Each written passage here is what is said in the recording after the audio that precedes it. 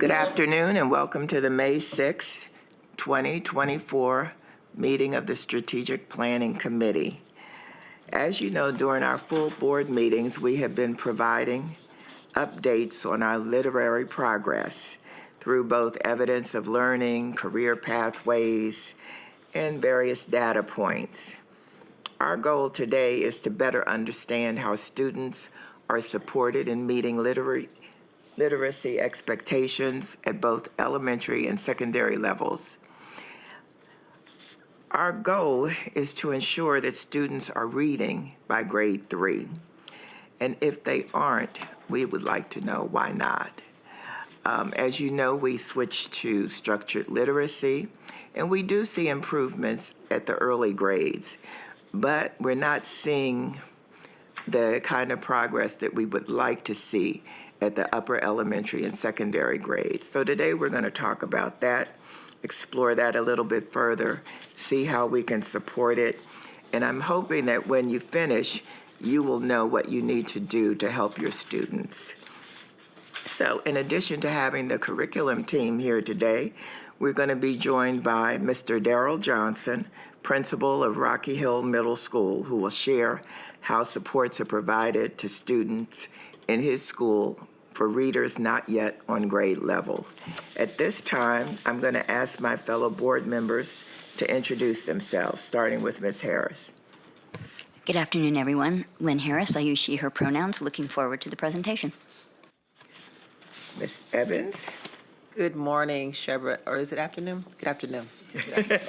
Did I say morning too? Been up for a while. Good afternoon, Shebra Evans. Good to see everyone.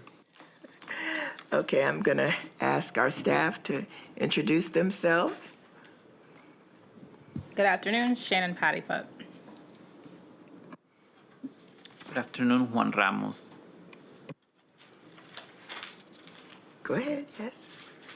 Good afternoon, Jackie Lightsey, Supervisor for Secondary ELA and Literacy. Okay. Good afternoon, Malika Brown, Elementary ELA Supervisor. Hi, good afternoon. Keisha Logan, Director for Department of Pre-K through 12 Curriculum. And Stephanie Sharon, Chief of Strategic Initiatives. Okay, at this time, I'll ask if any of my fellow board members have any concerns about the informational summary. Okay, so then I'll turn it over to Ms. You got it. Sharon. You know I want to say what I want to say. Ms. Sharon, to begin the presentation. I just want to let you know, though, that we do have a hard stop at 4 o'clock. Absolutely. Thank you so much, Ms. Wolf and Ms. Evans and Ms. Harris. So today we have a great opportunity to dive a little bit deeper into our progress on literacy with a particular focus on grades 3, 6, and 9. In our full board meetings, you have had an opportunity to see our literacy progress through our evidence of learning framework, as well as our indicators on the pathway to college, career, and community readiness. Today's a little different because today we're really going to dive more deeply into what our literacy plan is and what are we doing for students when they're not meeting standard. If we go to the next slide. So our guiding questions for today is, what is the current state of the pre-K comprehensive literacy plan? So we're going to be reviewing the pre-K 12 comprehensive literacy plan. What is it? What do we want to accomplish, and how do we want to accomplish that? We're going to talk about what effective core instruction looks like in literacy. And then lastly, this is where it's a little bit different. We've gotten these questions a lot from our community. We've gotten these questions from the board around what are we doing to support our students strategically when they're not yet meeting on grade level? And that starts all the way back in kindergarten. That's not a new thing just when they hit 3rd grade and we go, oh, now we got to put something into place, and it continues. So you're going to learn a little bit more today about what we do, why we do it, and how we do it. So at this time, I'm going to turn it over to Dr. Keisha Logan to get us started. Great. Thank you so much, Ms. Sharon. If we go to the next slide, please. So as you heard Ms. Sharon explain, we're going to be honing in on the academic excellence pillar of the strategic plan today and focusing on those details of the how, right? The how around explicit, systematic instruction in our approach to supporting students. You're going to hear about those details of the how, both from the central office perspective, but also from the perspective of our schools and how we work in collaboration in supporting with a strategic focus on grades 3, 6, and 9. We can go, please go to the next slide. So just wanted to share with you a high-level overview of our pre-K to 12 comprehensive literacy plan. Our plan has 5 components, which you see outlined here, and it starts with strong foundational skills for our early learners, which is right there, the dark blue, number 1. We emphasize in the plan that teachers and paraeducators must have the skills and knowledge necessary to assess, to diagnose, and provide explicit instruction to meet the needs of our learners. We really wanted to ensure that we were highlighting in the plan the important role that our paraprofessionals play in supporting our teachers and our students in the classroom, because it takes everyone to be able to meet the needs of our students. And so that is definitely a part of our plan as well. And then all along the way, our plan highlights all of the supports in place from central office to schools to be able to work together to collaborate to meet the needs of our students, because it takes us to be able to support the leaders, to be able to support the teachers, to ensure they have everything they need to get the job done for our students. If we can go to the next slide, please. And as we just go a little deeper, you're going to really hear today these 4 components here highlighted as Ms. Lightsey and Ms. Brown talk about the details of the plan, the how. And these components are going to come up time and time again. These are the focus areas, and the focus areas don't only, again, apply to central office. You're going to hear them emerge as a theme of what our school-based leaders, our reading specialists, our content specialists, our resource teachers need to do to ensure that our teachers have what they need. You're going to hear Mr. Johnson, the principal from Rocky Hill Middle School, talk about how leadership, instruction, professional learning, and assessment, that cycle of instruction really is critical in ensuring that our students have what they need. These areas are highlighted in our plan, and you'll hear them today as a theme. We can go to the next slide. However, as Ms. Sharon outlined, we're going to be focusing in today on what happens for our students who are struggling, for our students who need additional support. What does that look like, and how are we ensuring that they get what they need to become successful in literacy as well? Well, a big component of our literacy plan in each school involves the multi-tiered system of supports. And so that triangle that you see there is representative of that, and we call it MTSS. So the MTSS is a framework. It's a framework that helps schools address each individual student's academic needs within intervention tiers that vary in intensity and duration. And I'm going to take some time to explain to you what each of these tiers represent, just briefly, because then you'll be able to hear them and like what that looks like in more detail as the rest of the presentation goes on today. We can go to the next slide. So we'll begin with Tier 1. So Tier 1 is the biggest part of the triangle.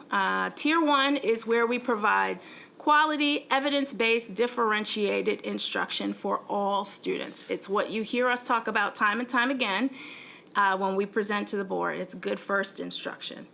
Tier 1 is where teachers are going to be providing that whole group instruction using our curriculum resources. It's where maybe a teacher is going to be pulling a small group, where students are going to have independent practice, and where formative data is going to be collected from the teacher, the paraeducator over time for all students is going to be able to access that Tier 1 instruction. When Tier 1 instruction is happening, 80% of our students should have their learning needs met with Tier 1 instruction, effective Tier 1 instruction. And through that data collection that teachers are doing time and time again with Tier 1 instruction, the teacher is going to notice patterns of students who may be struggling as they're collecting data. With students not demonstrating adequate progress over time, there may be a need for more intensive support with MTSS, and so there would be a plan for Tier 2 support. We can go to the next slide.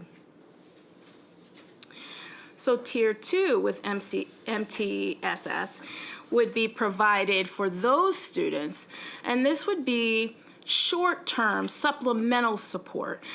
So for those students, it would be about 20% of the students from Tier 2. 15% of those might need to have some Tier 2 interventions from Tier 1. And so this would be where the teacher would design a plan of a short-term support. Maybe it would last about 8 to 12 weeks. It's going to be really monitored. There's going to be data that's collected to see how this targeted instructional support is working for this student over time. It's really structured. And the goal would be with this Tier 2 support that the teacher who would be providing it, or maybe the paraprofessional, the student's needs would be met, and then they would be able to move back to Tier 1 instruction. And so that's tier 2 with MTSS. We can go to the next slide. And then we have the top end of the triangle here. Finally, we have the top 5% of students who don't respond to Tier 2. Schools can offer Tier 3, or intensive intervention. This is individualized based on each student's needs. So this is for the most intensive supports, where you might see some of our intervention programs that might be provided in support of those students who need it. Again, about 5% of our students. So again, the details of what this was just a high-level overview. Ms. Brown and Ms. Lightsley are going to get into some more details, but they're going to reference these tiers during the presentation. We wanted to share that with you today. I'm now going to turn things over to them to get into the details of what this looks like for we're going to start with elementary for Ms. Brown. Thank you so much, Dr. Logan. We can go to the next slide. So as Dr. Logan shared, we are going to start, and really the format of our conversation is going to be through the tiers. So we're going to start with our Tier 1 instruction, what that looks like in both elementary and secondary, and then we'll go through Tier 2 and Tier 3 supports. So we can go to the next slide. So as Dr. Logan shared, our Tier 1, or our core instruction, is intended for all students. To support and enhance Tier 1, that core instruction, we made some really specific shifts, and you mentioned that at the top of the conversation, Ms. Wolf, around structured literacy. We can go to the next slide. So we started with the research, and the research referred to as the science of reading. And so that's the body of research that tells us how we learn to read and write, what proficient reading and writing looks like, what the instruction needs to be, and how do we also, what challenges and difficulties the students may encounter as they are learning to read and write. So that's where we began with the research. From the research, if we can go to the next slide, we made some shifts in the instructional approach. That's what's referred to as structured literacy. Because the science of reading, that's not a curriculum or a program or anything like that. That is the body of research, the evidence that guides the work. Structured literacy involves your teaching practices, teacher beliefs, assessments in place in order to support and be responsive to, and the curriculum and instructional materials. So all of those pieces is what goes into our structured literacy approach that is aligned to the research. So this is the work that we have been doing over the past 3 years. And I wanted to sort of frame it and share this at the beginning because as I talk through, you'll see some of the pieces have been put in place along our shift, but there's still some things that we need to continue to do, and some next steps that you'll hear towards the end that we're going to continue to put in place in an effort to support our students. So we started with what the research says. In response to that research is where structured literacy comes in, and these are the specific areas that gives us that full comprehensive structured literacy approach. When we're thinking about assessments, when we're thinking about the instructional practices and pedagogy that our teachers are doing and practicing in the classroom, as well as the curriculum and instructional materials. What structured literacy also tells us about the instruction is that instruction, it needs to be explicit, it needs to be systematic, and it needs to be cumulative. And so that is the beginning stages of the work that we have done to support our teachers, to build their capacity and provide professional learning around. If we can go to the next slide. So to support that core Tier 1 instruction, the majority of the shifts were around our kindergarten through second grade. That's where really great reading came in, an explicit foundational skills program. Some additional work that we've done around assessment is we introduced the DIBELS assessment. So the DIBELS provides teachers with that ongoing information around how students are doing, their strengths and their needs around foundational skills. Again, that was done in K-2. In addition to, we did some work around supporting and elevating the role of the reading specialist. That was a huge shift that we made to then influence teacher practice and teacher beliefs so that they can provide the coaching to teachers. And this was all in support of Tier 1, because one of the things that we saw is that instruction that all students were receiving, it was not in alignment with what the research said. And so that was our initial space to then do something to bring about a change. And so these were all of the changes that were highlighted in response to that first instruction into that core instruction. We provided professional learning to all of our teachers on the 5 components and how critical providing instruction in those 5 components of teaching are. There was also professional learning on the use of decodable text. And I share this to highlight this was done in K-2. So the shifts that we made were primarily in K-2. Teachers in 3 to 5, they did receive PD, they did go to summer training and they received some professional learning, but there wasn't any changes around their assessment, or there weren't any changes around their instructional materials or instructional program. All of the majority of the changes for the Tier 1 instruction happened in K-2. If we can go to the next slide. And so you can see the results of those changes. And again, Ms. Wolf pointed out that we're seeing the gains in our early literacy because that's where the bulk of our programmatic changes took place. On this slide, you'll see our pilot schools. So our pilot schools on the left, and this is our evidence of learning for across our kindergarten, first and second grade. On the right, what Dr. Addison was able to do was to pull a match set.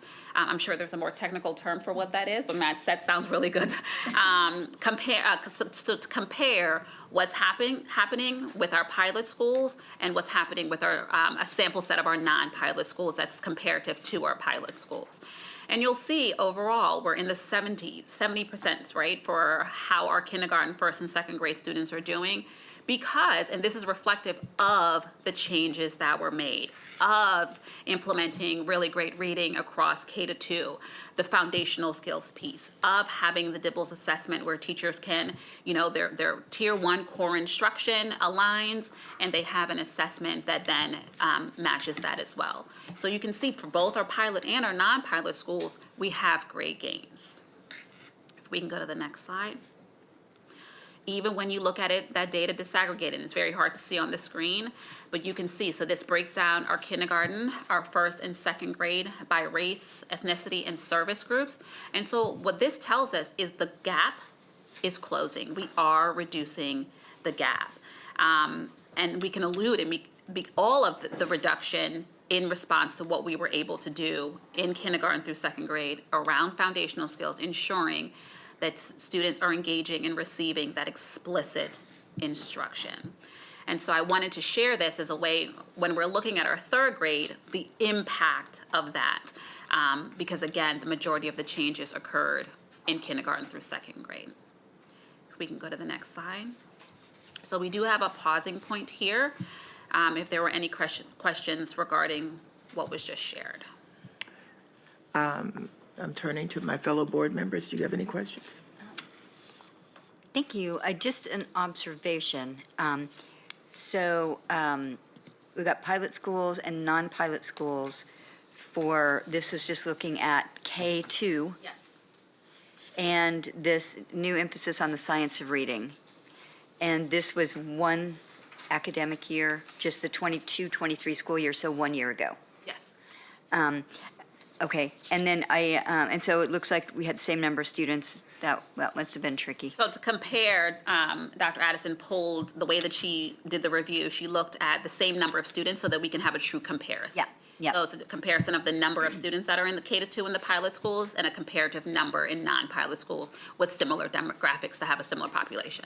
Yeah, and so I'm just observing, looking at slide 15, that, it's a mixed bag. In some of these indicators, the non-pilot schools are overperforming from the pilot. Right, and so because the non-pilot schools, by the end of last year, those teachers would have been in it for 2 years, whereas the pilot schools, the non-pilot schools, it would have only been a year, because the non-pilot schools started a year prior to when we piloted Really Great Reading Orton Gillingham in their K-2. So they were a year ahead of the rest of the system. Which ones again? The pilot schools. Oh, yeah. Yes. Which I guess is as we dig further, it'll be interesting to see. So since they've had all of that, the benefit of all of that training and everything, and yet what we're seeing, the outcomes are better in some measures, not on others. And Yep. so what else we learned to sort of dig down further into that? And what we have learned, and you're going to hear, we needed to have everything in place, and we're still working to have everything in place, because it is a transformational shift that we're making, particularly when we're thinking about the size of our system, and having all of the components. This only addresses the foundational skills piece, but there's more beyond that. And so, again, this is the question I think we ask very frequently when we look at, so we've got classroom measures, district measures, external measures, and oftentimes where we see our students do least well is on the district measures, which you would think they would do well on if it's our own internal measures. And so looking here, we're seeing again that same pattern, students doing least well on the district measures, but given that, the non-pilot schools did better than their pilot school comparisons on those district measures, on which nobody did particularly well. So an ongoing observation. Thanks. Okay, I have a question. I just want to be sure I'm looking at this and understanding it correctly. I see when you break down the demographic data for pilot schools versus non-pilot schools, it looks as though that the non-pilot, particularly for African American students, is much higher than the pilot school. Can you talk a little bit about why I'm seeing that? I mean, there could be a lot of factors that went into that. The number, I believe, and I have it super small here. Let me see if the number aligns. I would have to just do a deeper dive. Again, it could be the teacher practice in the classroom, because this only references the students. It's not about necessarily the teacher or the classroom experience with those students. And so knowing the capacity of our teachers on how they are engaging children in K-2, that could have an impact on why in the non-pilot schools our African American students are faring, or their data is presenting better than they are in our pilot schools. So there could be several different contributing factors as to why. I'd like to get a breakdown of what schools are in the non-pilot schools that you've compared them to. And also, can you tell me, does this include all students, every student, or some students omitted from this? For this is the all students in K-2 that are part of this data.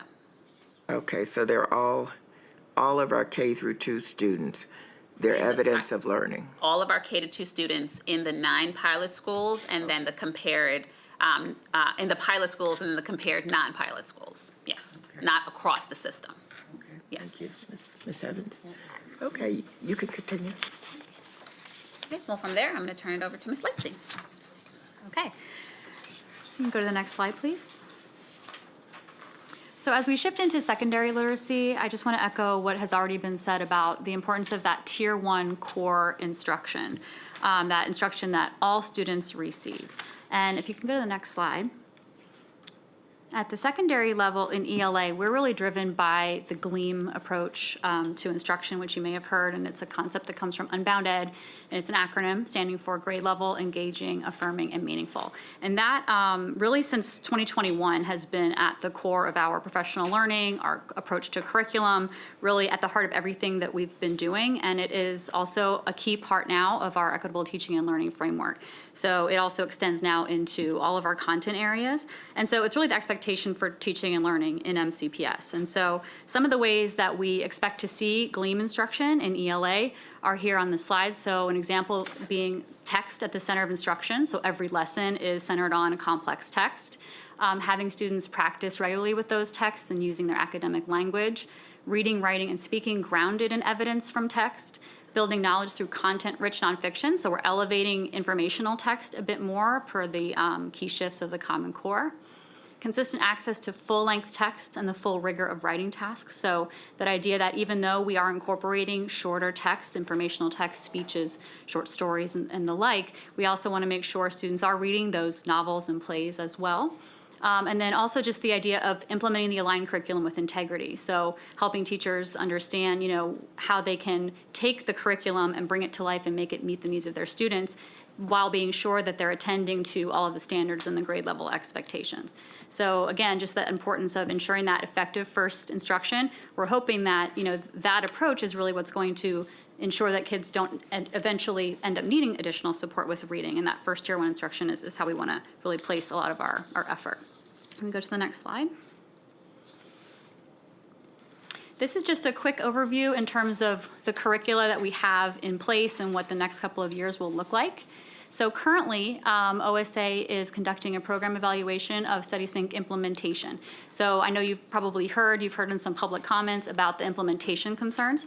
And so we're really hoping with this evaluation that we will be able to identify what are the reasons for some of the variability in implementation. So it will really help us in the future to prevent some of those concerns and make sure that all teachers are prepared and equipped to implement our curriculum with integrity. We are also currently piloting our English 9 curriculum, which we'll talk about, and we're revising our English 10 curriculum. Next year, we will have our pilot of English 10, our full rollout of English 9, and then we are also going to be launching our RFP for our middle school curriculum. So we're reaching the end of our agreement with McGraw-Hill for StudySync. So we'll go through our whole RFP process to determine which curriculum will be used in 25-26 and for the following years. 25-26 will also be the full rollout of English 10. And next slide, please. So we mentioned that we're going to focus on grades 6 and 9 today. So for grade 6, we really want to focus on some strategies that we've been trying to put into place to support those middle school readers. We've been talking a lot in previous meetings about the importance of supporting that middle school group.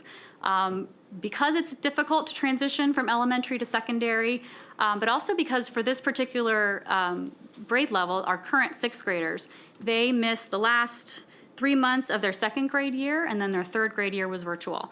And so that was a key opportunity to help those students move and make that shift from learning to read to reading to learn. And then that shift kind of happens again when you move from elementary to secondary, because when they go into all of their content area courses, they're expected to be reading content area text at a new level. And we also know that their assessments in social studies and science are very literacy focused. And so we wanted to take an approach to address this important transition time for our students. Can we go to the next slide, please? Okay. So the approach we've taken to try to address some of these concerns is to implement evidence-based literacy practices across content areas. And these specific practices that we've been elevating are PACT, stands for Promoting Adolescents' Comprehension of Text. And so we'll speak a little bit about what that actually looks like. But we're using that across content areas, and we're also elevating disciplinary literacy. So every content area sort of has its own literacy skills, such as historical thinking skills, for example. And so within the content areas, the content area leaders have been learning the PACT practices and also thinking about other ways that they can support literacy within the ways that are most germane to their content. And in terms of the research behind this, PACT has been extensively studied, and we've been fortunate to work with the folks who are researching the impact of these practices and have been able to access all of their insights about how to make it really work and scale it up. So we've been having a wonderful partnership in terms of getting this into all of our secondary schools, especially our middle schools. So go to the next slide, please. So to just give you a brief overview of what PACT is, it's essentially a 3-part lesson routine, and it can be delivered in any content area, and it's just a routine that's focused on a complex content area text. Usually it's a relatively short text. And so this is what a PACT lesson would look like. The first 5 minutes or so we call the comprehension canopy, and that's really where we provide students with some motivational springboard, introduction to the topic, give them some necessary background information to access the text. Then 5 minutes on essential words. So a quick vocabulary routine. It's not a list of vocab terms that students are looking up in the dictionary. It's specific to the text, and it helps them figure out other words in the text that are related. And then the meat of the lesson is critical reading. And so this is where students will break down the text, figure out the meaning, the main idea of each portion in order to answer a culminating question. And they do that with partner reading. There's discourse involved. And there's a lot more nuance than, captured in the summary, but essentially you can hopefully see how this could translate into any content area and really helps give teachers across contents access to a lesson routine that they feel they can make work with the content area text that they're already using. To the next slide, please. Okay, so we actually have a brief video for you, and in this video you're going to see one of our English content specialists, Jane Lindsay at Poole Middle School. She's going to be using the PACT practices and talking a little bit about their impact on students. So I will let the video speak for itself.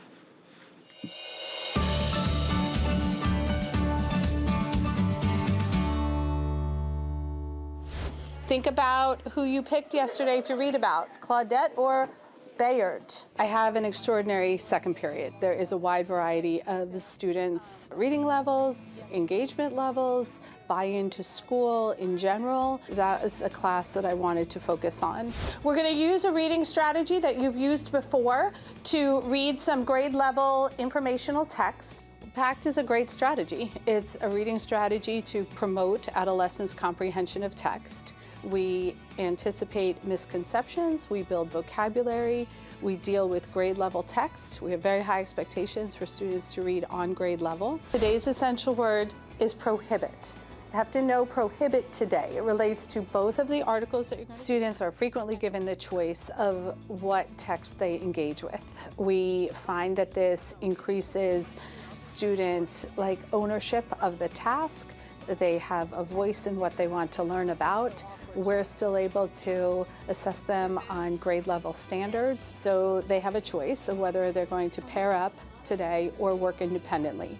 Either way, they have the cue card to fall back on for how to move through the process logically, methodically, and in a way that builds understanding of the text. Cue cards remind students of how to move effectively through this process. They remind kids to pause, check their understanding, reinforce their vocabulary usage, and then write the gist of the section that they're in. In the original PACT materials, students are asked to read, then write out the most important who or what. So the who or what, who is this section mostly about? Instead, we have them annotate the most important who or what. They're using the text, they're exploring the text, they're marking up the text, and then what they're writing is the gist.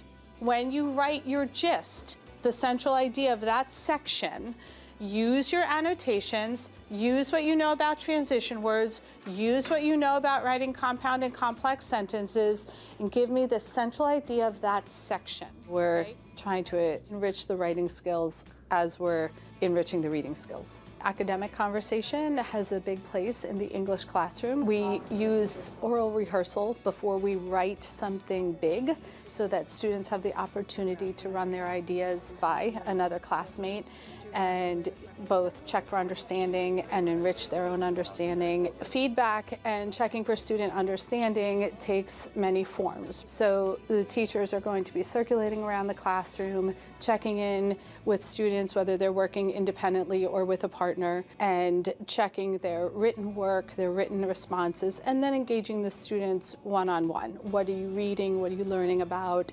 What is the most important information? How do you know that?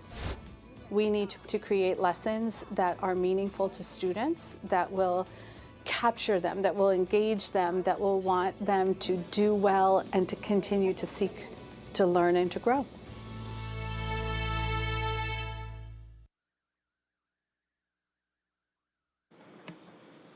Okay, thank you. Just have a couple more pieces on this topic and then we can pause. If we can bring up the next slide.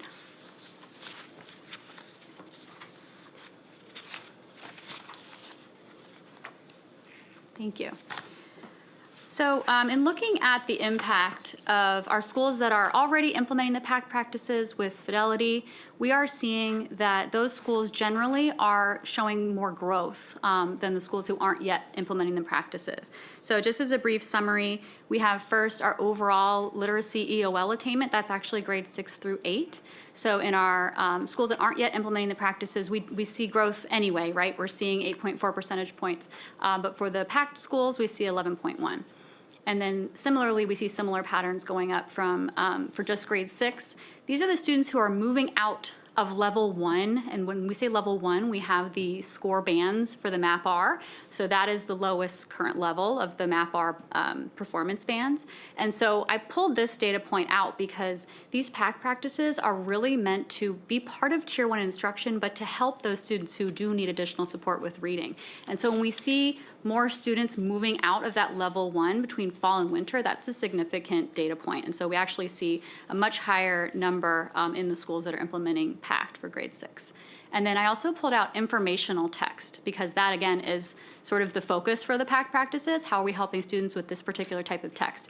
And you can see that there was also greater growth for our PACT schools. We go to the next slide. So we see a similar pattern when we break down the data a little bit further. So we see that for our Black or African American students, we see higher growth as well as with Hispanic and Latino, and our students receiving special education services. Where we see pretty consistent data is with our emergent multilingual learners. And so we want to make sure that we are including all of the ELD teachers in this professional learning and making sure that the practices can work seamlessly with the instruction that's already occurring.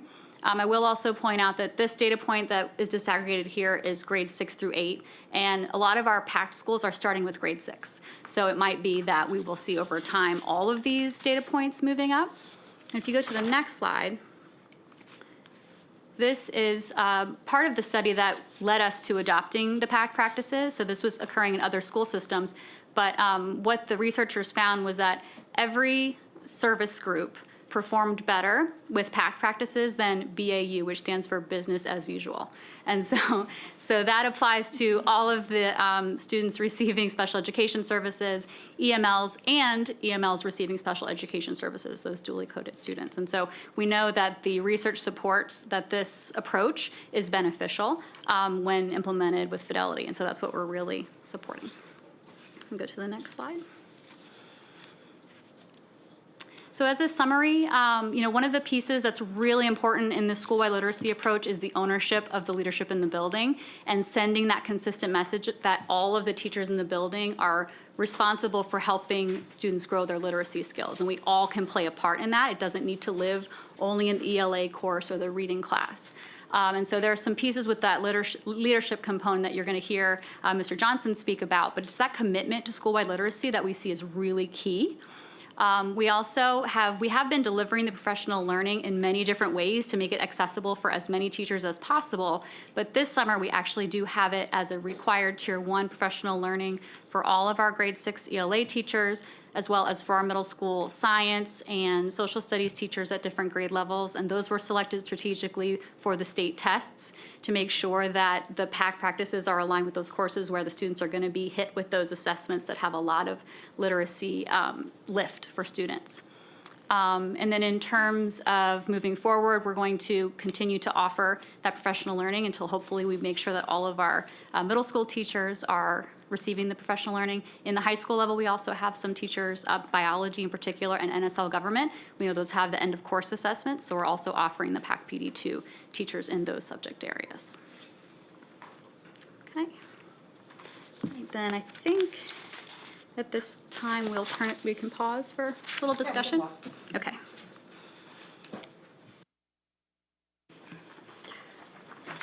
Ms. Evans, you have a question? I did. Your mic's not on, Shepard. Oh, I thought I turned it on and it went off. Okay. I did. Okay, so you said a lot and I had some thoughts. I might have lost some of them, but this is really good. It's very helpful. Okay, so you just said that this summer, everyone will receive professional development on the PAC, correct? So, That- yes, so or- the in-person Tier 1 PD is for specific audiences. Sure. But we also have asynchronous modules, and all of our content area leaders have had the, oh, Oh, your light's not on I'm again? so sorry. think- Hopefully you could hear me before. Your light was on before. Okay, good. Oh, sorry.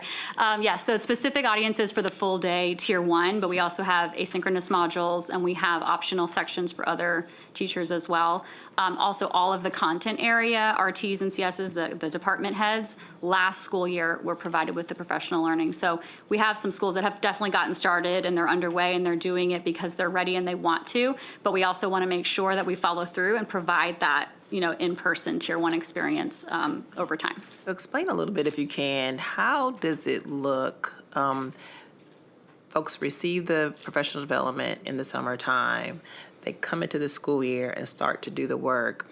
At what point do you do check-ins to see how it's going? So what I've learned, I'm trying to apply it. Maybe it's not quite going like how I thought, or I just need someone to come in and do some check-ins with me. Like, how does that look? That's a great question. So this year we had kind of a small cohort that had come to training last summer. And so what we did for them is we set up several office hours opportunities. And so the principal and or some of their administrators or coaches in their building they had designated came. They elevated the common questions that they had. And we've developed a Canvas course for them that has all of the resources. It has troubleshooting, like what do we do if teachers are saying this? Like teachers are saying it's too hard to plan for this, or kids are getting bored with this, what do we do? And so all of these issues that have come up, we have sort of a resource hub where they can go to, but also they've reached out and said, hey, can you just come and work with our teachers or our PLC.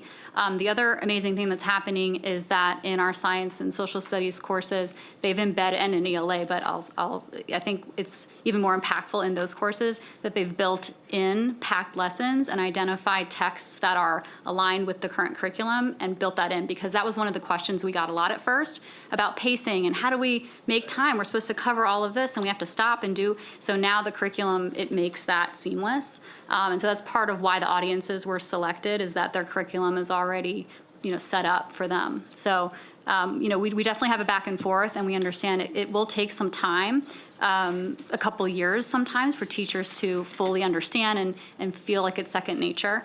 But we're out in schools and supporting all the time. That's helpful, and that's hopefully for all the people that we feel like are always watching will understand that we're not detecting issues or challenges once you come to the table and present to us on the monitoring of the progress.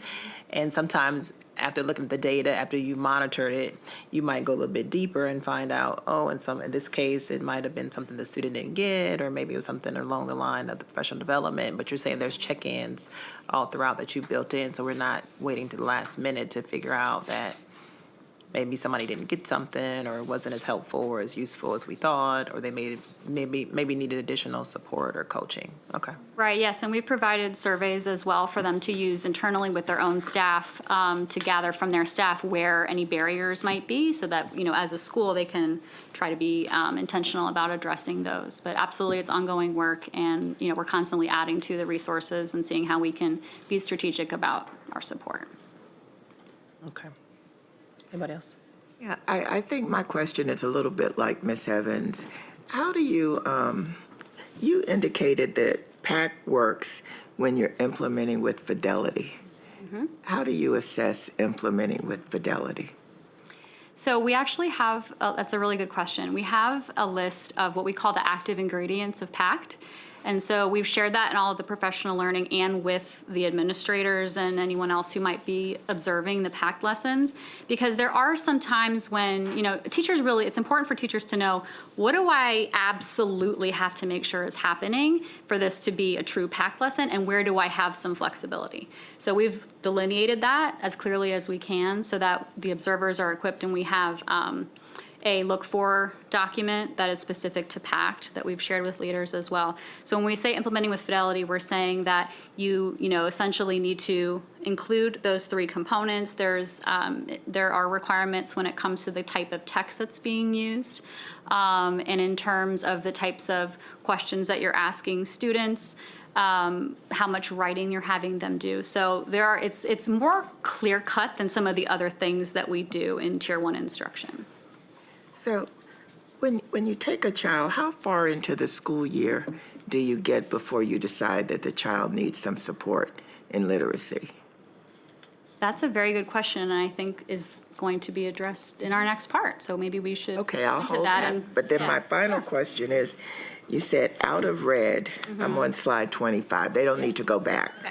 I just want to know, if you're out of red, are you okay? I mean, You're still not performing at where we would like you to be in that point in the school year. But, that band, we really, that's where our most heightened concern is. And so we like to see as quickly as we can get students to move into level 2.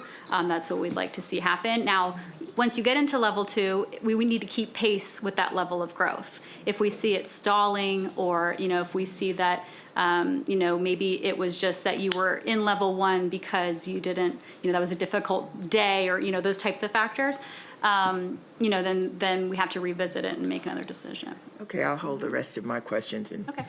give Ms. Harris a chance. Thank you. So I'm looking back at slide 19, where the introduction to the secondary Tier 1 literacy, and the bullet points on the left-hand side.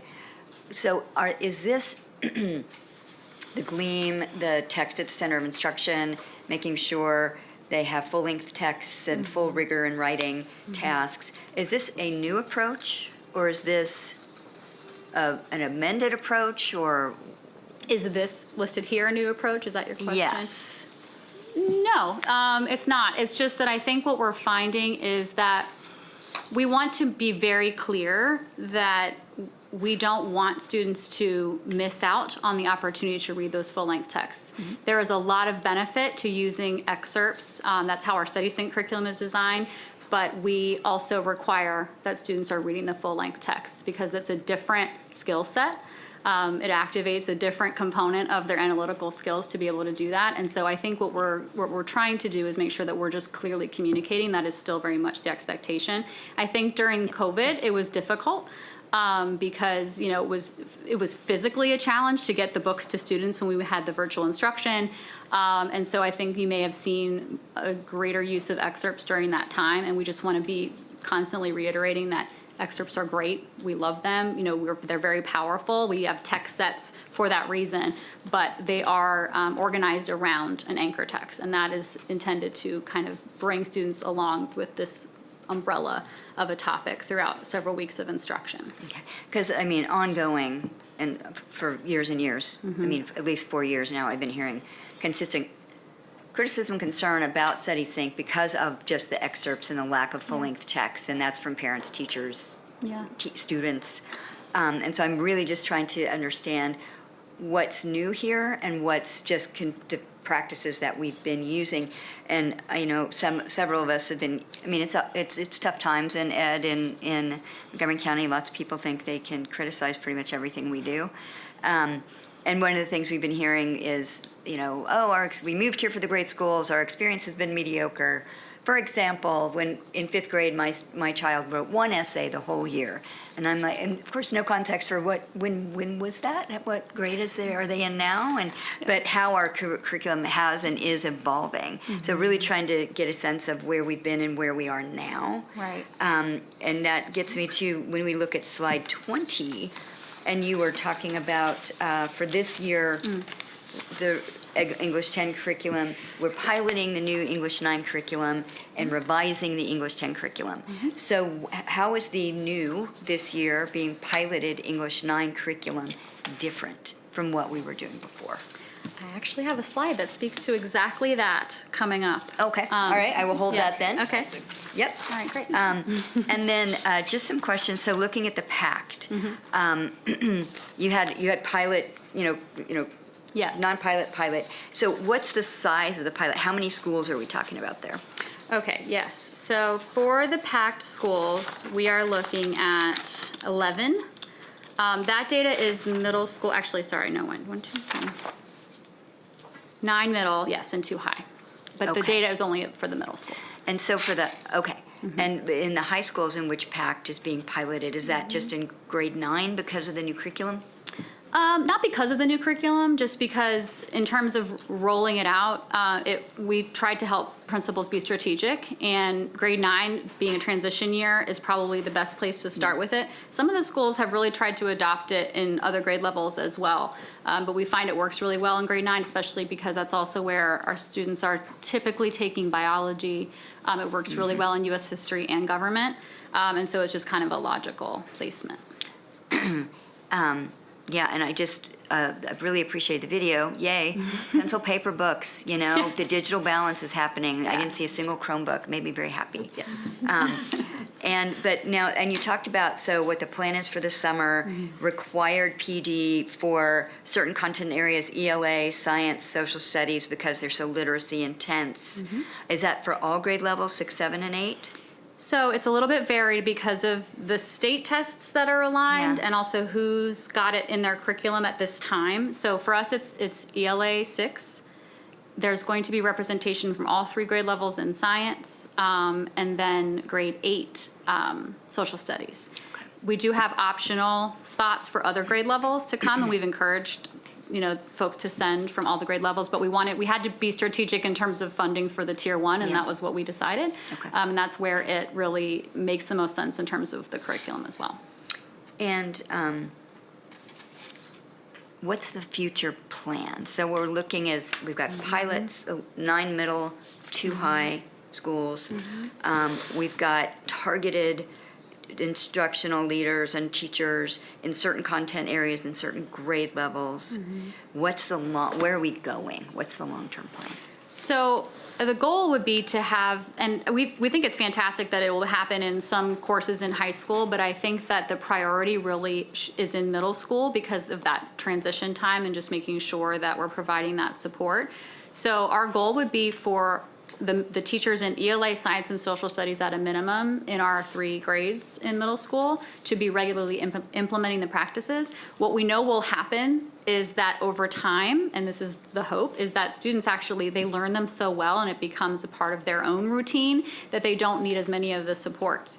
So even over the course of a school year in a 6th grade class, by the end of the school year, the students hopefully aren't using the Get the Gist cue card anymore. They know how to get the gist of a passage, but their routine stays in place as they move through. And if a grade 7 teacher realizes, it's the first couple weeks of school, the students are out of practice, let's go back to this packed routine and then figure out, okay, when is it time to pull back a little bit and increase the independence? And then another piece that we're in the future going to add on to the professional learning is how do you use the packed routine to do something beyond comprehension?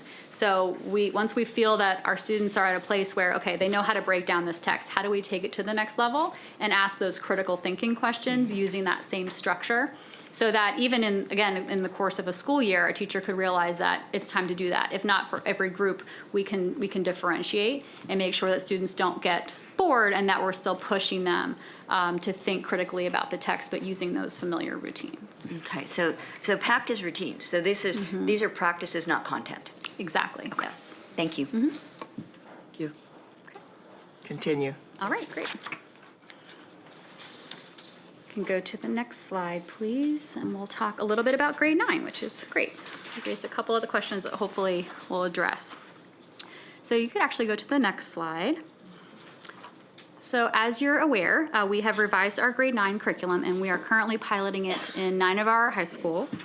And just to give you a little bit of context, our curriculum was reviewed by MSDE, and we received feedback in 2022.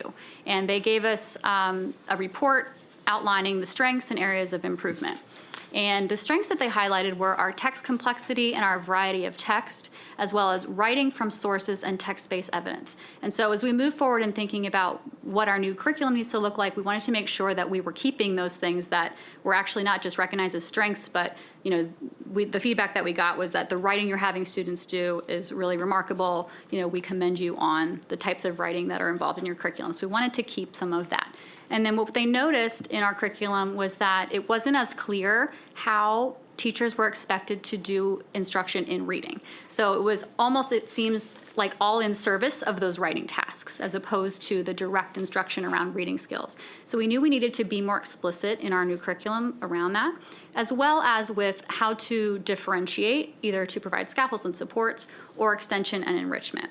And so what we decided was to make sure that we, again, kept those things that were really valuable and strong, and also leverage those external curricula that are out there and make sure that we were really making the most of the resources we had available. And so what we did was to adopt whole units from the Odell curriculum while keeping some of those pieces that I spoke to. And so what we feel in terms of our final product is that we have a standards-aligned curriculum that's really responsive to the needs of our district, the feedback of our stakeholders, but also leverages, again, those really well-known vetted curricula. And so we know that you have, in the past, had public comments and have heard some concerns from some of our community members. And we just want to share with you a little update that we've had some opportunities for committee members, the curriculum advisory committee members, to come in and review the curriculum in its entirety, including the teacher-facing pieces that aren't necessarily just public on the website yet.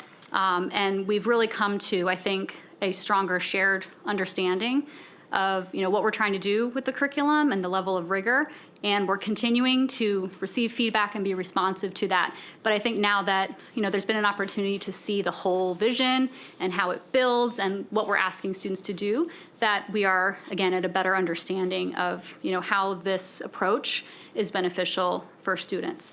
We also share here the HQIM little logo here from the State Department of Education. That was one of the resources that we used. It came out after we had started our revision process, the rubrics that they're developing. But we found that, in looking at that rubric as a guideline, that we were really in keeping with the expectations of the state. And one of the main things that differentiates the Maryland rubrics from, let's say, Ed Reports is that it really wants to ensure that our curricula are culturally responsive, that our students can see themselves, and that's really the main component that that sets it apart. And so when we adopt external curriculum, that's something we're always having to do, is make sure that all of the voices are represented. And so our approach kind of takes it and flips it and says, okay, here are some pieces that MCPS has in place that we know make it representative and reflective of our needs. How can we then take these external curricula and embed them in a way that makes sure that we're responsive to all of these various viewpoints and really valid feedback that we've received. You can go into the next slide. Okay, so key shifts. So to answer your question, Ms. Harris, here are a few of the things that are different. So, and we're going to focus mostly on English 9, but these pieces are really applicable for both 9 and 10.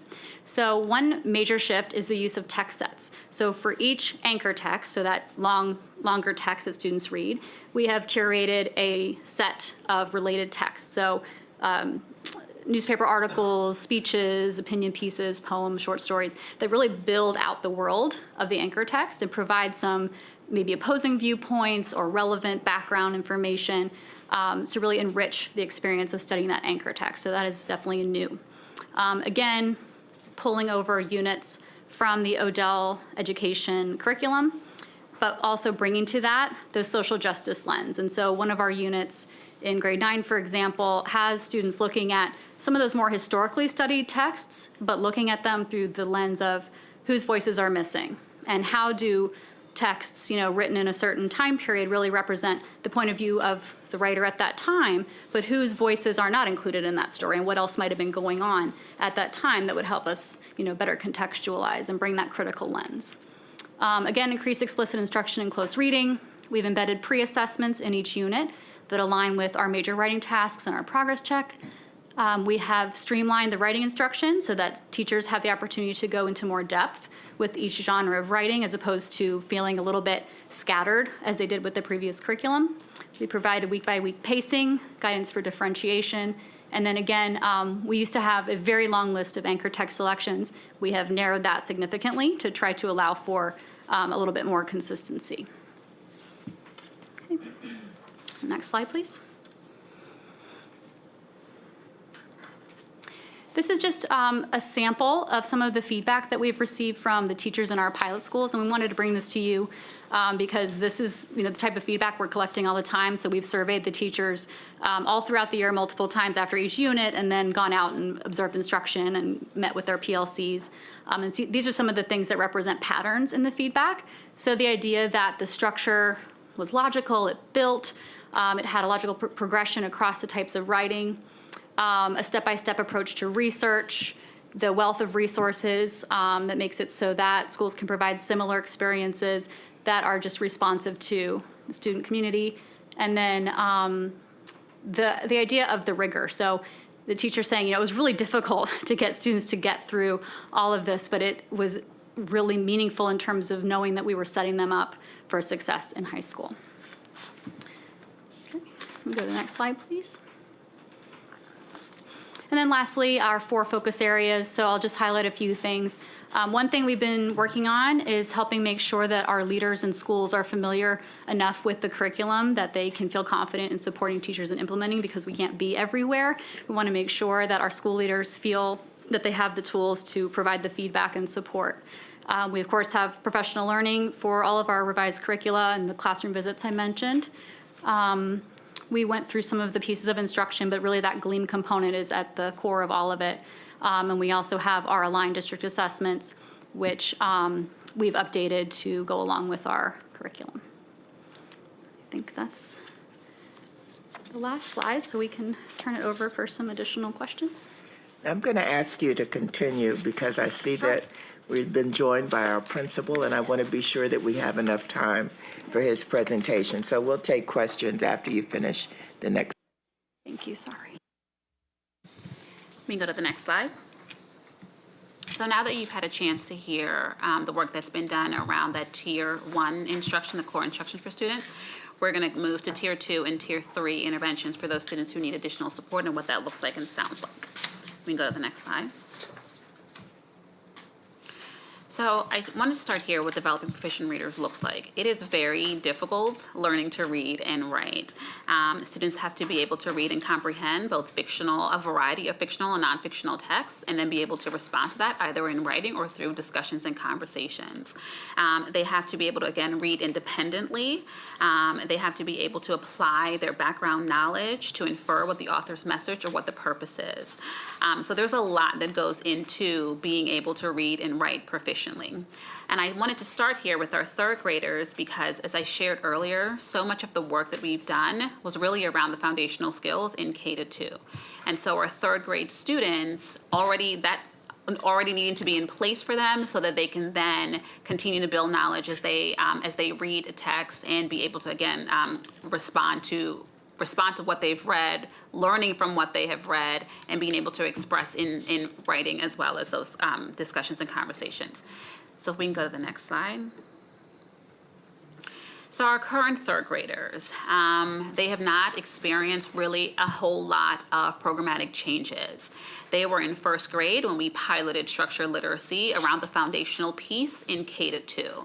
And so only our students in our pilot schools really got that systematic, explicit approach when we're talking about the shift around foundational skills. In their second grade year, that is when we went to the system-wide. So they received 1 year of explicit instruction in foundational skills. And so they had that 1 year of really great reading, and then they had 1 year where our teachers were administering DIBELS. That summer, all teachers did engage in professional learning, but the professional learning was really, again, around the understanding of the shift, understanding the research and what the research says about how children learn to read and write. For their third grade year, their teachers continued to engage in some professional learning around the 5 components. But again, it was just professional learning the teachers received, no programmatic changes, no changes in instructional materials, and no changes in their assessments. So this is what our current third graders, this is what their experience has been. If we can go to the next slide. So when we look at our data, we don't really see a whole lot when we're looking at our pilot schools and our non-pilot schools. We don't see a whole lot of changes. Again, because in third grade, those students are all those things that I said that they have to be able to do, reading independently, determining and inferring the author's message and purpose when reading a text. A whole lot of changes has not been made around that. They've received that 1 year of explicit foundational skills that supports their word recognition, but not a whole lot has been done around the language comprehension, around building knowledge around text and topics, around vocabulary. It's just the guidance and support that the teachers took away from their professional learning, as well as some changes in guidance that we've provided on how they can make the current curriculum, how they can make that more explicit and how they can enhance it. But teachers are still working with the exact same programming that they've been working with for the past 5 years. And so again, when we look at our data, it looks very similar. The classroom between pilot and non-pilot schools, our district between the non-pilot and the pilot schools, as well as our external and the overall. It looks the same because the experience has really been the same. We can go to the next slide. What that also tells us, and what Dr. Logan spoke to, is we really should have about 20% of our students who need that Tier 2 and Tier 3. But when you look at our data, you see it's well beyond 20% of our students that are not meeting the end of the year benchmark. We're hovering around 40-something% of our third graders who are not yet meeting that benchmark. And so we have, though, put some things in place to support them around Tier 2 and Tier 3. One of the things that we were able to add to this year, all third through fifth graders, they take the MAP-R assessment. The MAP-R assessment is a base. It gives you some information. It tells you whether or not a student is proficient in reading or not. But what we wanted to be able to do is to give teachers more information around what are those specific needs of students, particularly when we're talking around the foundational skills. Because again, for the majority of our third graders, they only had 1 year of really great reading, and so there is a gap in their foundational skills. And so we've expanded the use of the DIBELS assessment. So for our 3 to 5 students who score in that level 1 on MAP-R, teachers are able to administer DIBELS and have an understanding of those discrete skills the students need that additional support in around foundational skills. We also have interventions that we have used and newly added interventions. So for students to support that Tier 3, that it's intensive support around the foundational skills, because that's a critical piece. If students are unable to decode, then they're moving to that reading independently, and that reading to learn, it's not going to be in place. And so we have Orton Gillingham, as well as really great reading, to use as part of Tier 3 intervention.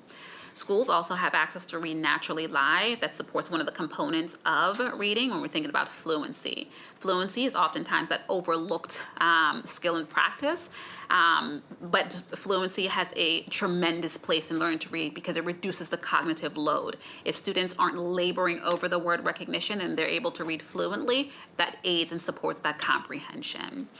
We also have iLit, iReady, Lexia ELD for our emerging multilingual learners. And we recently approved UFly. UFly is a Tier 2 foundational skills program that's used in 3 to 5 to, again, continue to support the foundational skills. In an effort to support families, because we hear oftentimes, well, how are we communicating with families? How do families know what support students are receiving? So conferences is definitely a place to continue to provide that information around how students are doing. With DIBELS, both that comes with the program and Lectura, there are parent reports that highlights the different skills the students were assessed, and then their progress within that. So it has their overall score on DIBELS as well as scores for the individual measures. To support the reports, we created parent letters, and it's translated in multiple languages to support families with determining, well, what does this information mean from the report? And so schools have those reports to share. Schools also have, and families receive, the MAP family report, and that one is directly in parent view. That also gives families information around how students did on the MAP-R. This year, what we were able to create in support of our entire MTSS model is a notification letters for Tier 2 and Tier 3. So schools go through the process. Everyone gets benchmark assessments that are done at the different windows, whether it's the beginning of the year, middle of the year, end of year. And they use that information to then make a determination and a need for the type of intervention students would receive. A huge part of that, though, is the parent communication. So we created letters to notify families of the intervention that the student, so if a student is eligible for Tier 2 or Tier 3, it lets families know the intervention that the students would be receiving, and it also gives them the frequency in which the intervention would happen. And those were also translated in multiple language, again, to meet the needs of our communities. Let me go to the next slide. And so because, when we looked at our third grade data, not really seeing a whole lot of changes, this really what takes us to new curriculum. So new curriculum, again, first supporting that Tier 1, but there's also built-in additional supports for Tier 2, because Tier 2 should be directly connected to your core Tier 1 instruction. And so with our new curriculum, it really being the cornerstone of the shift that we're making. Teachers receive learning, teachers receive guidance, assessment in K-2, shift in program in K-2. But this really brings it all together for our pre-K-5 experience. So the knowledge that the teachers now have as we grow their capacity, they now have the instructional materials to match. They'll have a curriculum that is research-based, that whole alignment to the science of reading and the shifts that we're making in structured literacy, the instructional materials that will be in front of teachers and in front of our students, it now aligns. It has a very strong knowledge building piece that really supports that language comprehension and comprehension overall. And so students, they will engage in really meaningful topics. They'll build knowledge around that topics to be able to effectively continue to read and write about those. All students will have access to rich grade level content and texts. Those grade level and high level texts will no longer just be reserved for those students who can decode it. A huge part of the new curriculum is interactive read alouds. So all students will have access to that rich text. And again, there is a core piece of the program that supports Tier 2, that boosts reading, that all students will have access to. And so our new curriculum will close the loop for us on the shift that we're making to structured literacy. And so as we move in, obviously it is still a huge lift. Teachers have to learn it, and making sure that their practices continue to align and they're implementing it in a really meaningful way, and they're implementing it with fidelity and integrity. And so there's some work that we're going to have to do to continue to support schools and continue to build knowledge around the program as well as the science. But we will start to see the same shifts that we're seeing in K-2, and K-2 is only one piece, again, around the foundational skills. We will see sort of the gap continuing to close, and that our students are reaching the milestones that we know that they deserve to have. We can go to the next slide. And I'll turn it over to Jackie. Okay, so. Ms. Lightsey. It's okay. So at the secondary level, we currently have a range of reading interventions that address, the wide range of reading needs that we often do see at the secondary level. And we have been working now, especially this year, to create a more streamlined vertical articulation process between elementary and secondary, just to make sure that our secondary schools are prepared, if needed, to continue support between grades 5 and 6. I think often the assumption is that for the most part, students at the secondary level will need a comprehension intervention, but we need to make sure that that's the case and that they don't need something else a little bit more intensive before we could move to comprehension support if and when that's needed. And so we currently have a range, as I mentioned, but we're also in the midst of our RFP process. And so one of our goals is to narrow the choices a bit, just to make it easier to make sure that teachers are trained and that we have teachers in every building who can provide the interventions aligned with these various needs. So we'll go on to the next slide. In the interest of time, I'll just quickly mention this is a snapshot of MAP-R across grades 6 through 9 disaggregated, just to underscore the urgency that we already know exists in closing this gap. This is not necessarily new data, but it just speaks to how important this work is around providing those tier 2 and 3 supports, but also the importance of keeping a focus on strong tier 1 instruction. But if we can go to the next slide. We've received some questions about what happens when a student needs support in reading. So this is just an example of a student. So we'll look at Arthur as our example. And so we'll just, for the sake of this conversation, assume that Arthur is joining us in MCPS for the first time as a 6th grader. So we're basing our decisions on the data that we have in front of us. So in Arthur's case, he scored level 1 on MCAP ELA, a 187, which is in that red level 1 band for fall MAP. He went up to orange for winter, but it's still well below where we would want him to be. He also got a 55% on his marking period 3 district assessment, and his classroom grades also support that there is something here that's happening that we need to be addressing. So based on this data alone, we have a decision tree that we use to help teachers and leaders make these decisions. So based on this data alone, Arthur would definitely be someone who would be a good candidate for a tier 3 support, but we can't just necessarily assume that it should be a comprehension intervention. So that would be Read 180 or ILIT in our case.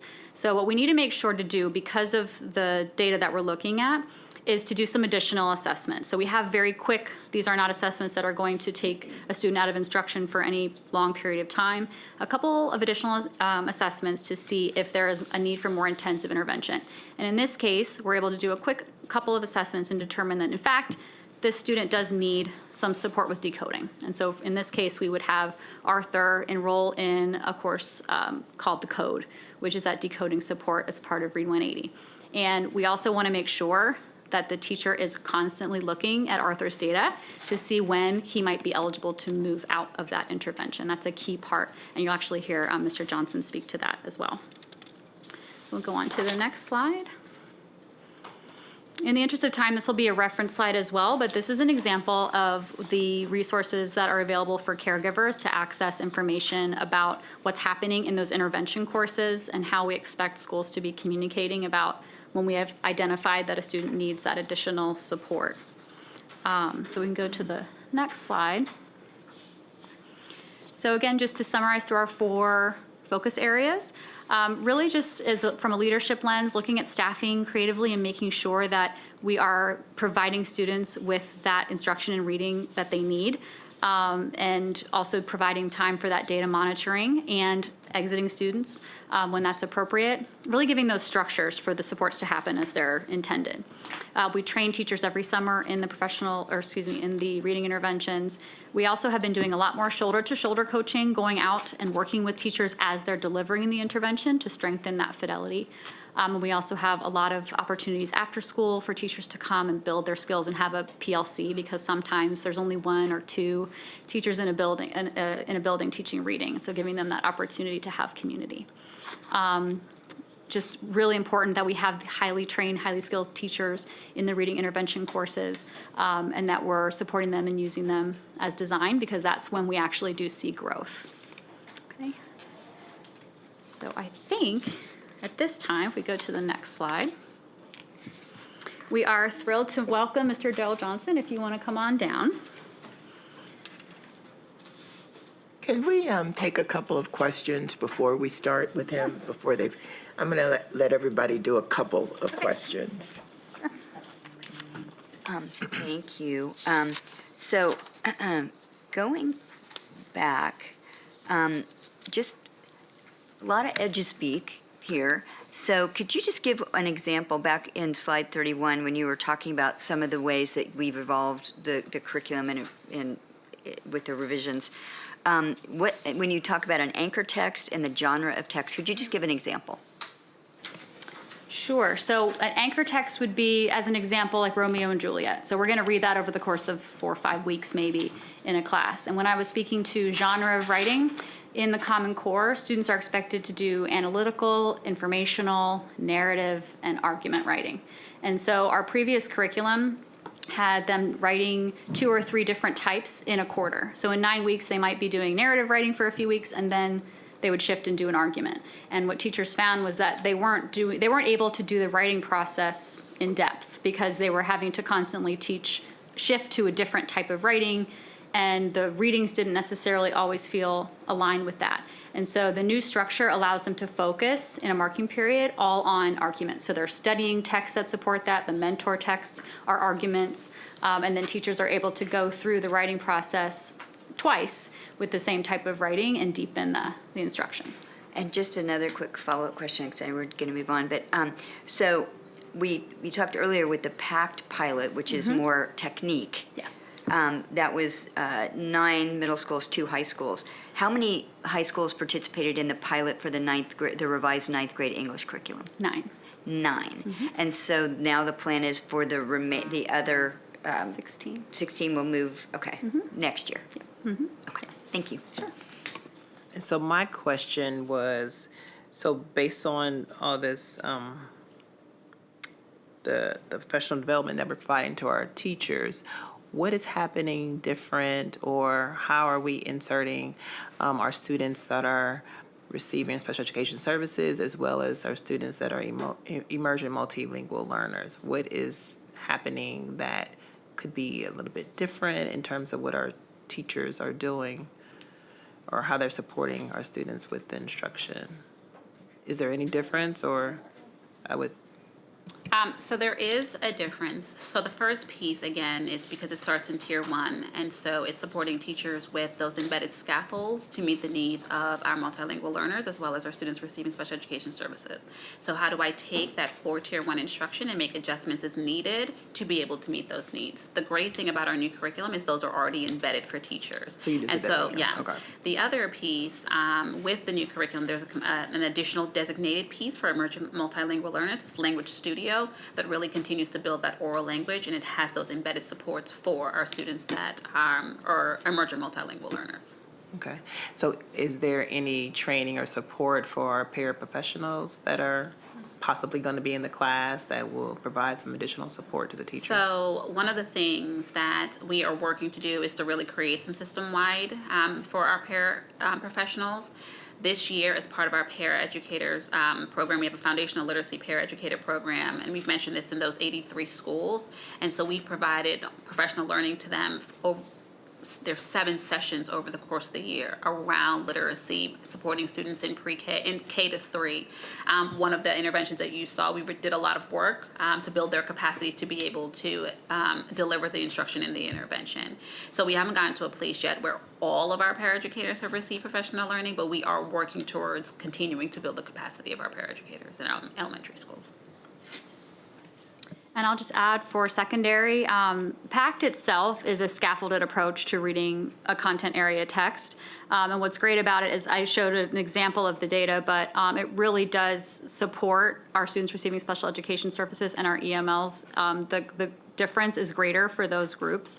But the piece that's beneficial about it is that it helps all students better understand text, but the intensity of the scaffolds can be adjusted depending on what students need. So whereas before a teacher might have just given a text out to everybody and said, read this, write your answers, it breaks down the text for students. So that helps every student, but especially has shown to be beneficial for students in the service groups that you mentioned. And then for high school, I alluded to the fact that the feedback from MSDE was that they couldn't really tell how we were expecting teachers to differentiate. So that's been a major approach for our high school curriculum. So week by week, anything we're asking students to do, we have had special education teachers and ELD teachers come in and write suggested scaffolds and ways to approach the lessons for that week, as well as with our larger writing tasks. How do you scaffold and break those down to support students who need that? Thank you. I want to get back to my previous question. How far into the school year do you get before you identify a child as needing supports? And I refer to this slide 43 with Arthur. Am I mistaken? Are you not through marking period 3 in this before you decided that Arthur needed some support? Yes, so in this scenario, this would be a student, I don't think I explained this correctly, but my scenario was that he was coming to us from another school system, So maybe partway through the year, and then we have data from some of these other assessments that he's taken elsewhere, but now he's been with us for a bit and taken his MP3 assessment. We would not wait until MP3 to make sure that a student had support. So in this case, if he had been with us from the beginning of the year, we have that opportunity from the very first MAP administration, which we have tried to keep as close to the start of the school year as possible, just for that very reason. And we would already start out the school year if we had his score from the spring of the previous year, knowing that this is probably a student we need to provide some support for. Ideally, we would already have, if we had this data prior to the school year starting, we would have prepared and had that programming in place. But we're looking at it in terms of, okay, we have a student who we're realizing we need some support, and what would the process look like? Okay, and you talked about parent communication being very important. Can I get a copy of the Tier 2 and Tier 3 letter that goes out to parents? Yes, I can absolutely share those with you. Okay, but what does it share with them? If you could just give me just one or two sentences about what it shares. So it shares the intervention that the student has been identified that's needed based on the data that was collected and where they're showing. And then it also shares the frequency of the intervention, the amount of minutes or number of days during the week that the students would be receiving the intervention support. Okay, since my first question was a previous question, just one follow-up. Does it tell the parent what they can do to support? It does not tell the parent what they can, the letter doesn't, but in the guidance to schools, as they're communicating, there are some follow-ups that the family can do at home to support. All right, thank you. Of course. Okay. So at this time, we're thrilled to welcome Mr. Darrell Johnson, principal of Rocky Hill Middle School. And Rocky Hill has been doing an amazing job of leveraging resources, focusing on data, creating new structures, just to make sure that all of their students receive the support they need, in particular around reading. So we're really excited for Mr. Johnson to share about the work that's been happening. It really reflects the power of an intentional approach to supporting literacy at the school level. So welcome, Mr. Johnson. Yep. Thank you. This is my first time sitting at this table. So first of all, I just want to thank you, Board Member Evans, Board Member Wolf, and Board Member Harris for inviting me to speak about the work that we're doing at Rocky Hill Middle School. I'm going to put my glasses on because today I had a moment with my lunch bunch. I do a lunch bunch every day, and I was helping one student to practice for a Spanish test, and I was looking at the writing, and it was so small that I started mixing up his IR verbs versus his ER verbs, and so I had to admit to them that Mr. Johnson has to put his glasses on now, and they got a kick out of that. Just want to say thank you so much for inviting me today. My name is Darrell V. Johnson, and the V stands for Very Proud Principal of Rocky Hill Middle School. I'm so honored to be able to speak with you today about literacy, which we know is just such a critical skill for our students to have, not only as it relates to cognitive development, but to critical thinking, to their confidence, to their ability to be emotionally well in spaces of learning, and also to develop lifelong learners. And so for that reason, I'm very, very excited to sit here and to share with you just some of the things that we are doing at Rocky Hill Middle School, a school that before 2021 was a very different school. And so I want to start really by giving us some context because our data story starts post-COVID, really, when we came back from the pandemic and Rocky Hill became a school whose demographics changed dramatically. But it reflected, I believe, the beauty and the diversity of our county. And so I'm just so excited that I am in a space that is so diverse and has such diverse learners who bring to us so many gifts with them. At Rocky Hill, we focus and we strive to be epic. And we're so epic, we added an extra C. And so that EPIC stands for excellence, professionalism, integrity, children, and community. And our focus is that everything we do has to be centered on those things. First, starting with excellence, and understand that excellence is not a rule, it's a standard. And that standard really requires us to engage in continuous improvement around the instruction that we're delivering for our students, the engagement with our parents, the environment that we're creating for our students, to continually reflect, assess, and refine what we're doing as a school. When we created our data story this year and we looked at our root analysis, we needed to focus really on literacy and math for our focus groups.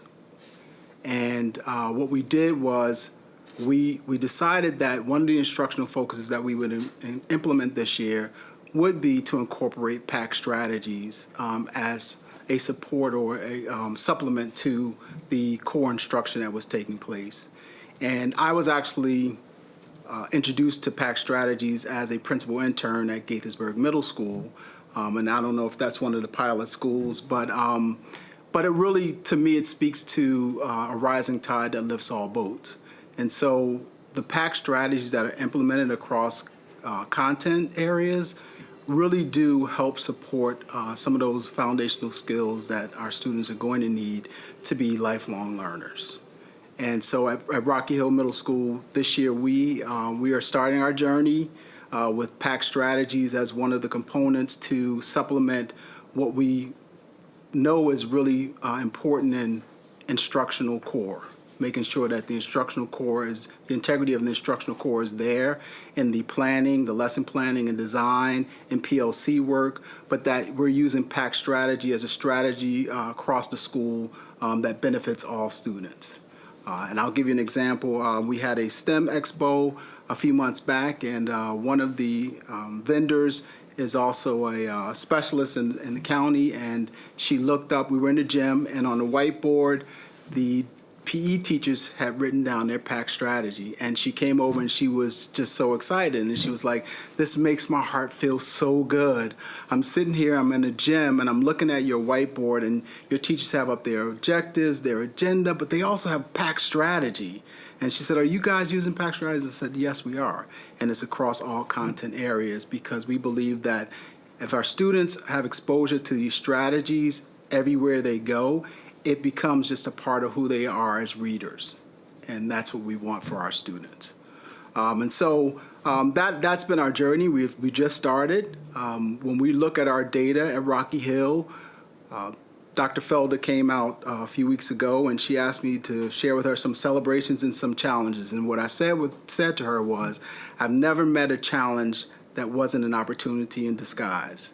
And so at Rocky Hill, we have a lot of opportunities to help transform the lives of our students, and that's the work that we've started engaging in.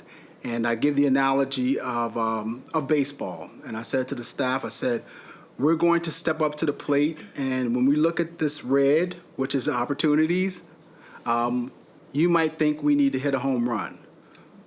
But that's not really the important thing. It's the aggregate at-bats that we need to focus on, right? So it's the singles, it's the doubles.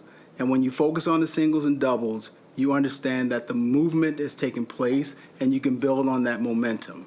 And that's what we are seeing with our literacy scores, with the experiences that our students are having, with us using PACT, with some of the processes and structures that we've put in place to support our students, some of the innovative things that we're doing. For example, we have a unique structure to support our EML students. We actually have an EML team leader for literacy and for math.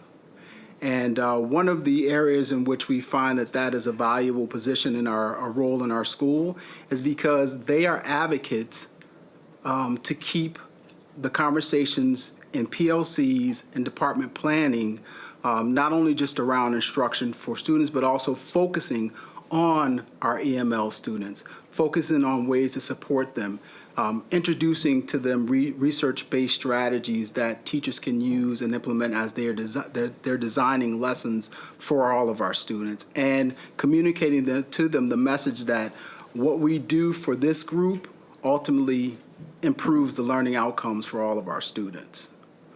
And so that's one area where we've looked at our structure, and we've said we wanted to meet the needs of our students, the unique needs where they are.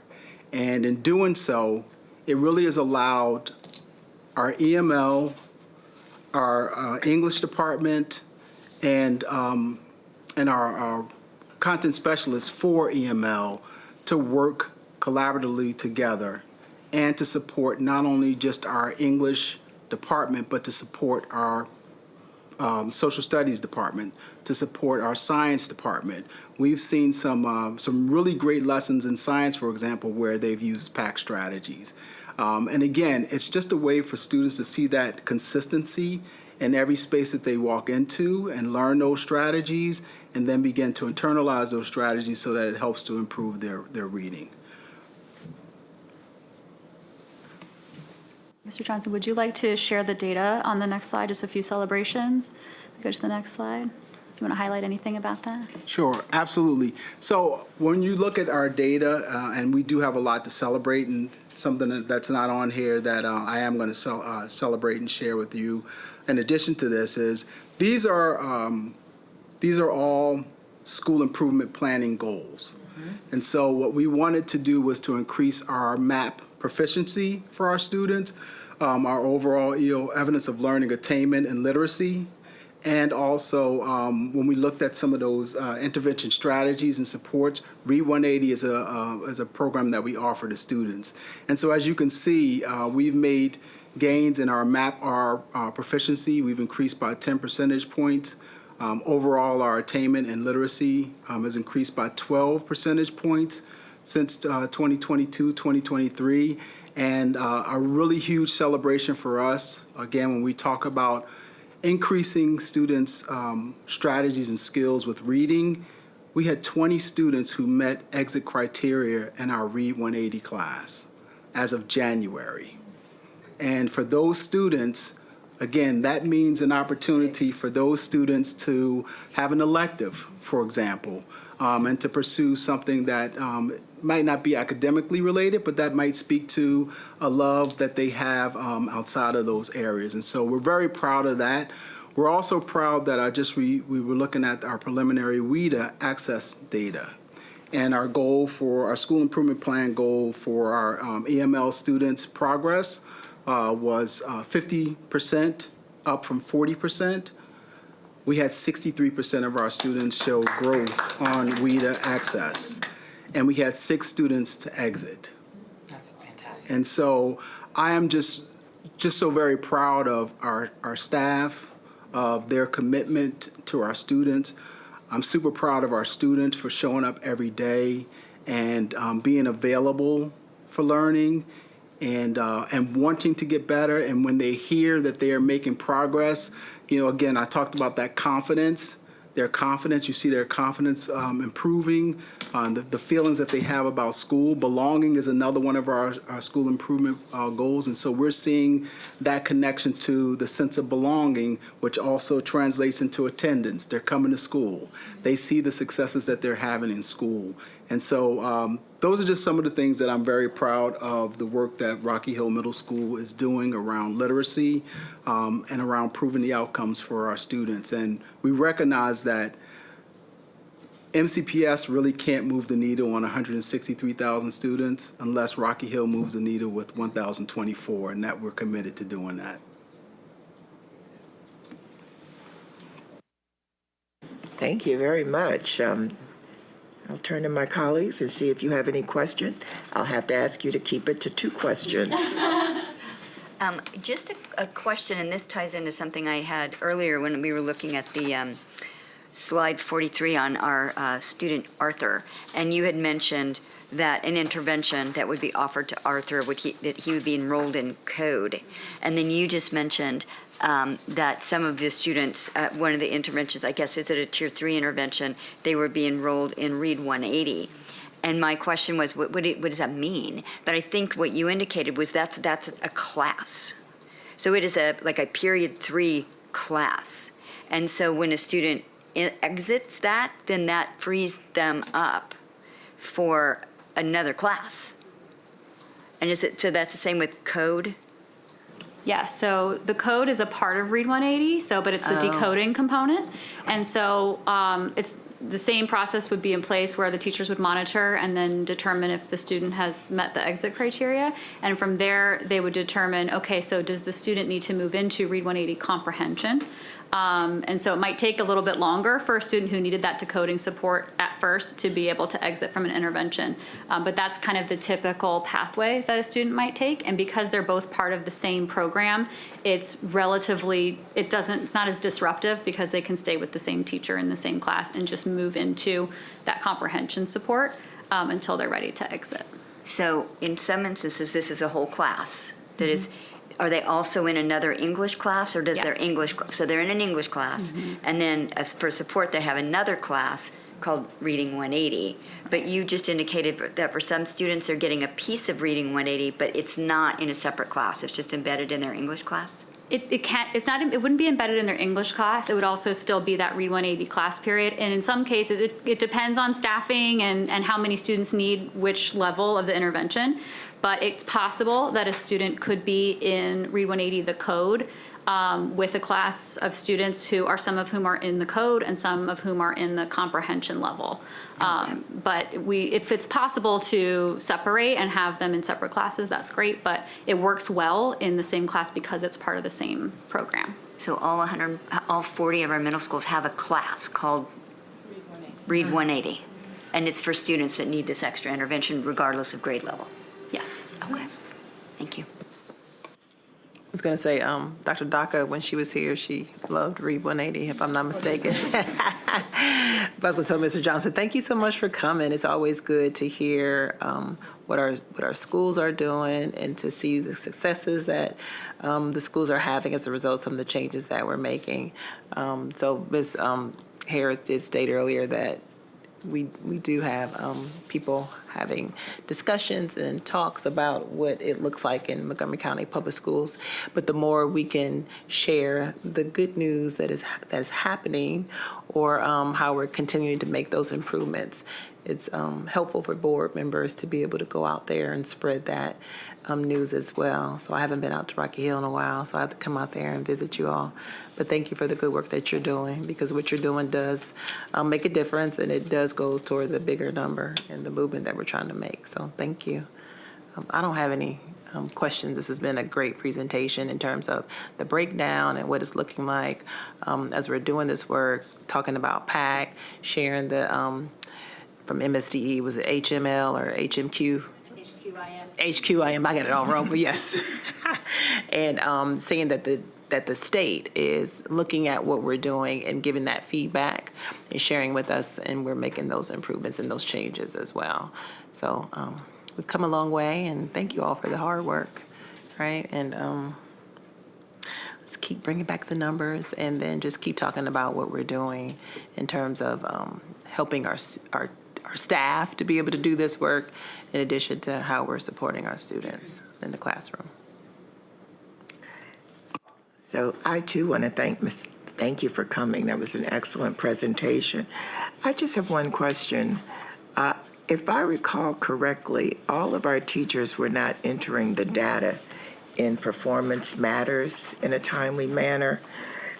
What are we doing about that? Has that been taken care of? So if now you go in and look, you would see all of the evidence of learning data in Performance Matters? No. I would say that our efforts are definitely making a difference. We see a lot more of the data than we have seen previously. I think one thing that came up at the board meeting when we were discussing that is the challenge for teachers in terms of the extra step. So, and I've heard some feedback from principals as well. Just we were out there last week, and one of them asked, like, can you please make this one step, combine it somehow? And so in terms of our systems talking to each other, we know there's a whole technical side that we have to figure out. But, I've shared that I'll be advocating to see if there's any way we can make the process smoother and simpler. But I would say we definitely have a much more accurate picture this time than we have had previously. And as this message keeps being reiterated, I think the value and importance will show in the data. I don't know if you want to add anything. Is that the method that you use to evaluate implementation? To get a picture of what implementation? So I'm wondering if they're not entering it, how are you assessing it? Well, that's been part of our challenge and why it's so important. So, I mean, a lot of what we're basing it on is the data that we do have.